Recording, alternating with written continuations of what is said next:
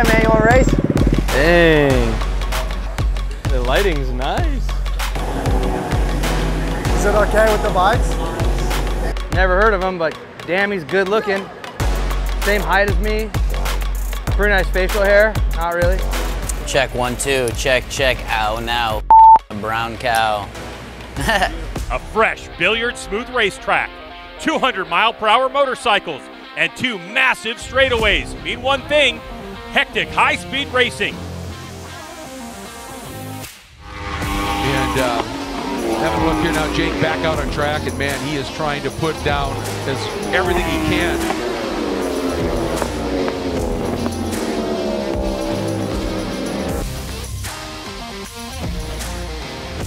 And PJ Jacobsen was actually, up until that 4th sector, was a couple of tenths faster still, which would have moved him around. I think we're going to see Cameron Beaubier putting up a really good number here. And PJ Jacobsen was even ahead of that. Beaubier goes to the top at a 2:10.1. I mean, they're really dealing with some issues. And I mean, you really think about it, Jake only got a couple laps yesterday morning, I mean 2 or 3. And tell you, Josh is on another really good lap here. Here he comes. He's still under. This is going to be a massive lap. Where will it put him at this stage? Does he go to the top? Boom! 209.111.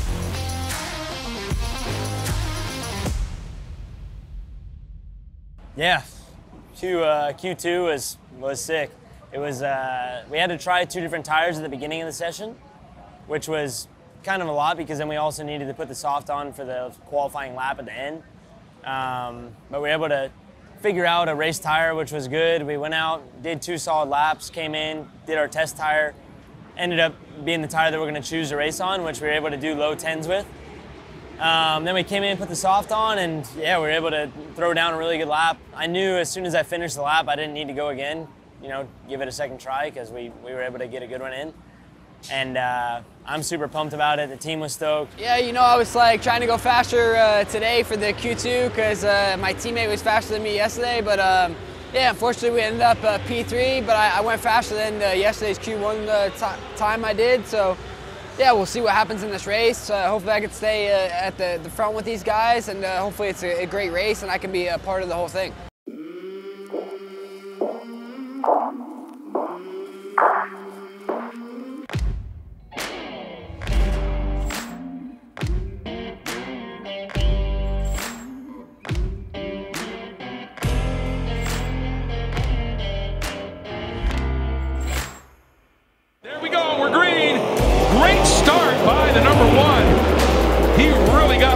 Tyler O'Hara did, as you can see, Hayden Gillum got the wheel up just a little bit, and it is Tyler O'Hara leading down into turn 1. Yeah, look at that, Hayden has closed up a little bit as they run down through turn 7. Another tricky downhill braking zone. He looks to the inside. Is he going for it?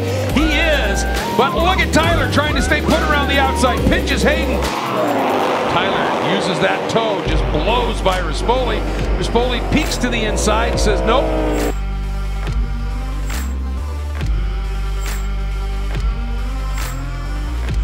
Hang tight, and look at this, side by side. Wants to, he's looking at it, he's deep on the brakes, bike moving everywhere, but he couldn't get it.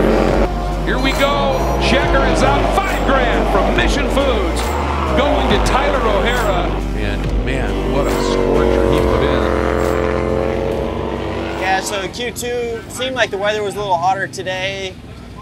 I really studied a lot last night, didn't get much sleep, just studying my opponents and just figuring out where I can get better and how to ride the bike different. So I stuck to my plan. We made some changes to the bike. Obviously, I changed the way I rode it and put some I just ran my race stint, was kind of my plan, and we ran a really good lap time, and you know, the goal is always the front row. It's important, and that led us into the Dash for Cash, and really got a great start.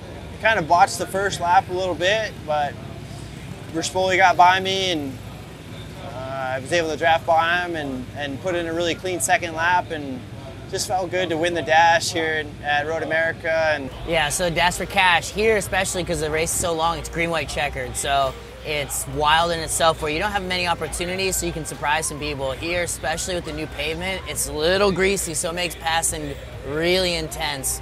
Man, right off the start, it was like me and him. I showed him a move, gave him a stuff down in 8, and tried to break. And I had him at the line on the first lap, but that thing's got so much speed, he came by, and I was just pretty much for the rest of the lap just sniffing him, just waiting. And dude, he was running on the left side of the white line, the right side of the white line, like everywhere.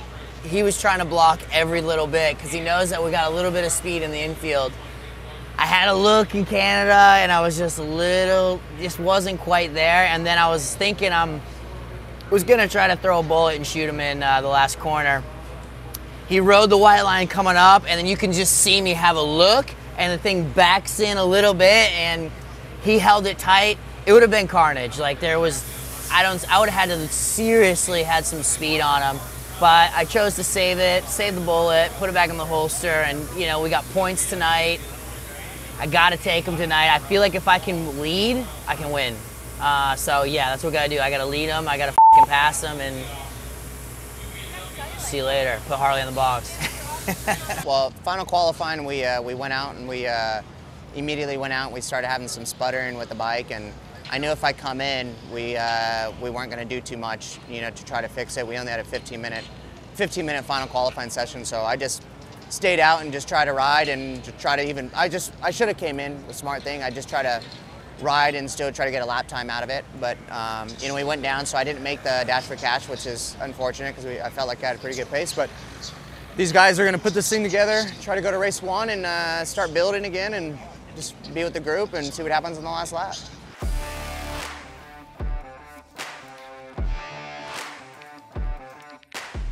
It's BMW versus Ducati versus the champs, Yamaha. And it's anyone's guess who will come out on top. Medallion Superbike Race 1, a quick start. And off we go. And it looks like the number 6 of Cameron Beaubier got a good launch. How about Jake Gagne in the number 1 as well? And Herron trying to find some room around the outside. So it'll be Beaubier, Herron, Matthew Skoltz in the mix, PJ Jacobson on the 99, just ahead of the 45. And oh, Beaubier with a big mistake. Bikes. How about the Vision Wheel M4 X-Star Suzuki, the 54 machine? That's Richie Escalante. Drafted pass maneuver by the BMW, Cameron Beaubier, and he'll take over the lead. Oh, Gagne looks like he is out.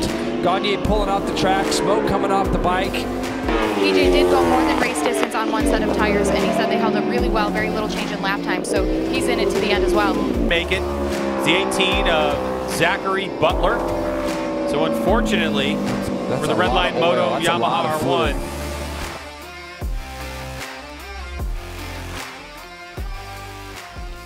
Yeah, yesterday was a really good day. First lap, I was on the outside of Herron going into turn 2, ran a little wide, just kind of ran out of track and got out there on the dirty part of the track, and yeah, just had to be pretty careful out there. And then after that, my race kind of started from there, and I was able to put my head down. I had a really good pace going and was able to ride through the pack, which was a good feeling. And yeah, it would have been nice to ride that one home. I was just really enjoying my bike. I felt so good out there, and yeah, obviously I got red flagged, but yeah, all good. Felt really good to get that one done for the guys. Yeah, the race 1 was going pretty good. I think I just got kind of stuck behind Josh. He was struggling a little bit, I guess, because of his front tire issues or whatever. But yeah, I got stuck behind him, and then I made a pass. Cameron came past us, and we ended up getting P2. So it was 1 and 2 for Tyler Cycle Racing, which was really good. Yeah, yesterday it was cool getting on the podium for sure, but we want wins. So we were a little bit bummed at the end of the day, especially because I think it was just a bad tire call. Yeah, we went with the wrong front tire and the thing just chewed up. We had ran it all weekend, thought that it was going to be good, but maybe track temps were up a little bit and it just was the wrong call. So ended up 3 laps in, just having to baby the thing in, and I feel like we actually got a little bit lucky with the red flag. Because I don't know how much longer I could have kept the thing up. I was already saving it off my knee like probably, I don't know, 5 times a lap. So it was a bummer to end the day like that. I gotta take them tonight. I feel like if I can lead, I can win. And see what happens in the last lap. Make it exciting. So yeah, pressure's on to get a win today. But you know what? It's going to be fun, and I'm ready to battle. 5 laps scheduled in this one. And down into turn 1 we go. As Kyle gets a good drive, does the 33. Looked like he had to take evasive action for a moment. Here comes the 33. He is up alongside of him. Now it's a braking duel. Tyler O'Hara gets it sideways, but he's going to go wide. Does Kyle Wyman have the drive? Into the carousel they go. And Jason, just like he predicted, it's exactly how it unfolded. The bubble. The 33 of Kyle Wyman on his Harley-Davidson Screaming Eagle comes over the crest of the hill, and he will take his Harley-Davidson Road Glide to another victory here in Mission King of the Baggers and extend his points lead. How about that?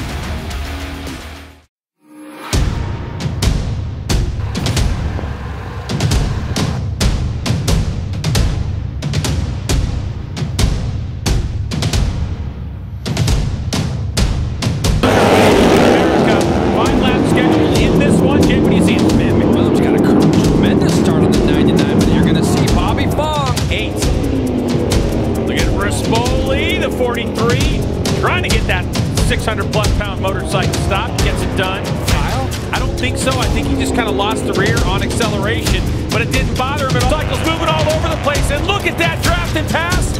But wait a second, it's got to be James Rispoli over Kyle Wyman. Wow. Oh, Jeremy McWilliams ended up crashing. Here he comes onto the front straightaway. Bobby Fong, Mission King of the Baggers on the Indian, comes over the crest of the hill, and the checkered flag flies, and he'll take the win.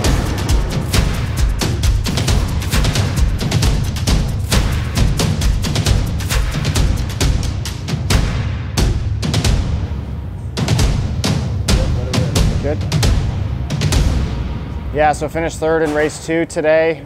Super fun race, huge battle between 4 of us, I think. Myself, Rispoli, Gillum, and McWilliams going back and forth with each other the whole race. And yeah, we're all just on eggshells on the last couple laps with so much grip issues on the rear, and everybody was sliding around, making super late passes. And you know, fortunately, I was able to pick up some pieces and end up with a podium. So yeah, first and third on the weekend. Real happy with the points haul. I think we're sitting pretty good with those points now, and looking forward to Laguna Seca, where we've had some success in the past. Hayden made a last lap move in the chicane or around there when we were all just kind of just on ice the whole time. So it was pretty crazy. Guys, we're doing an interview here. I'm joking. I'm joking.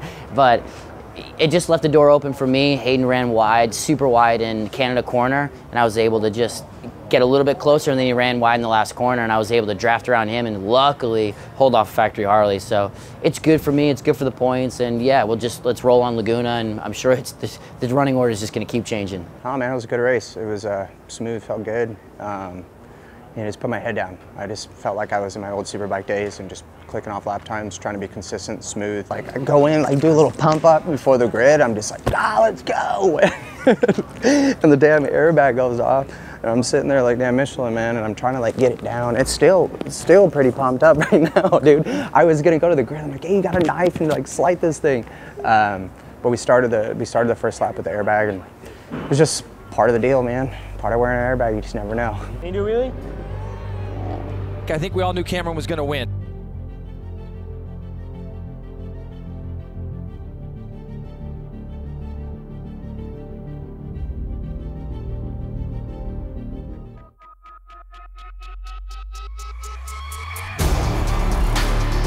Here goes Cam Beaubier ripping through the gears, heading into turn number 1, but it's got to be Josh Herron. He attacks both of them, but number 1 goes from 4th to 2nd, doing everything he can. He will go by Gagne, but will he get there before the braking zone? He does.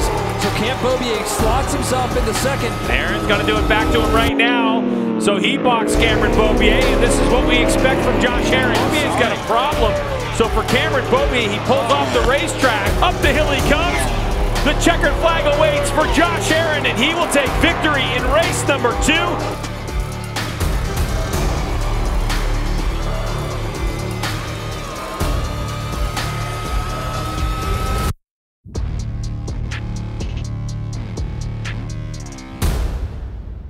Yeah, leaving here with the podium after Friday and yesterday, man, it's been kind of chaotic.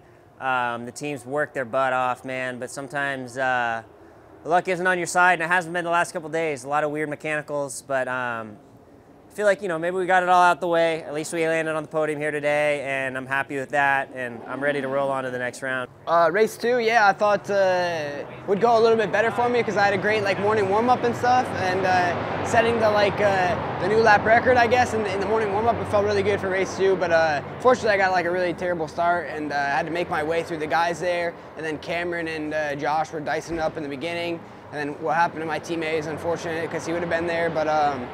Yeah, you know, I just tried to pressure Josh and caught up to him, but I just couldn't go any further going forward, and yeah, I ended up getting second. So I did really want the win today, but we move on. That was one for the memory book for sure. It's felt special. It's good to, you know, just do it for myself more than doing it for the haters. It's just to do it for myself and prove that I can still win those races. And just a huge shout out to the whole HSBK racing team. It's, you know, they took a chance on me. I think a lot of people didn't believe in me, and they did, and especially Bobby Scheck. So thank you to him, but we got more work to do. We got to keep doing it. And, you know, just so everybody knows, the middle finger on the cool-off lap was for the haters. I love MotoAmerica. I love Road America. I love all the fans that are here. I love everybody watching at home. And, yeah, that was just out of passion towards the people who said I couldn't do it, and all in good fun. So it was such a great weekend, and I'm so happy to be here, so happy to get the win, and ready to keep going.